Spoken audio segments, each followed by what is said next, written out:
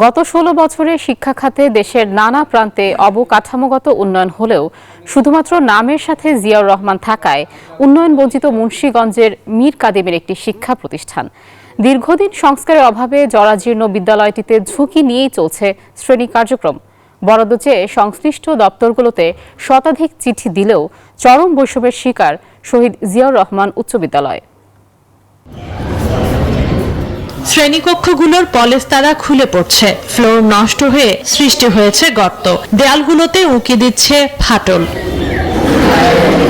ফলাফলের দিক থেকে উপজেলার সেরা দুইয়ে থাকলেও বিবর্ণ চেহারা প্রতিষ্ঠানটির। এই চিত্র মুন্সিগঞ্জের মীর কাদিম পৌরসভার শহীদ জিয়াউর রহমান উচ্চ বিদ্যালয়ের। শিক্ষক ও সংশ্লিষ্টরা বলছেন, বিএনপির প্রতিষ্ঠাতা ও সাবেক রাষ্ট্রপতি জিয়াউর রহমানের নাম থাকায় এই দশা প্রতিষ্ঠানটির। নামের কারণে স্কুলটি আজও পর্যন্ত অবহেলিত, অবাঞ্ছিত। এখানে একটা শহীদ মিনার দরকার ছিল। শহীদ মিনার কয়েকবার বরাদ্দ হয়েছে, কিন্তু এই স্বৈরাচার সরকারের হুকুমে বিভিন্ন প্রকার চামচারা আমাদের এখানে কোনো একটা শহীদ মিনার করতে দেয় নাই। নতুন যে সরকার আসছে তারা যাতে স্কুলটার দিকে একটু টাকা। একসময় সহস্রাধিক শিক্ষার্থী থাকলেও বর্তমানে তা কমে দাঁড়িয়েছে 450-এ। নানা সংকটে নাজেহাল শিক্ষার্থীরা। বসুন্ধরা টিস্যুতে ছাড়ের ছড়াছড়ি। বসুন্ধরা টিস্যু নিয়ে এলো নিশ্চিত ছাড়।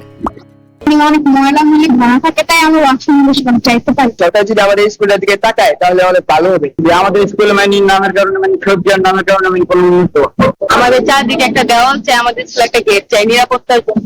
প্রধান শিক্ষক বলছেন, গত 16 বছরে সংস্কারের জন্য শতাধিক চিঠি দেয়া হলেও মন গলেনি কোনো দপ্তরের। জাতীয় পর্যায়ে অফিস পরিদপ্তর অধিদপ্তরগুলিতে আমরা দরখাস্ত দিয়েছি, সেই দরখাস্তে কোনো প্রকার সাড়া পায়নি, আর্থিক সাহায্য পায়নি, সহযোগিতা পায়নি, এমনকি ধিক্কারিত হয়েছে।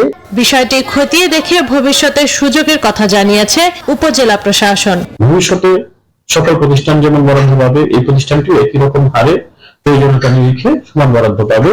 শ্রেণীকক্ষ সহ ভবন সংস্কার, নতুন ভবন নির্মাণ ও সরকারিকরণের মাধ্যমে দীর্ঘদিন বঞ্চিত প্রতিষ্ঠানটিকে নতুন রূপ দেওয়ার দাবি স্থানীয়দের। Desk report, news 24।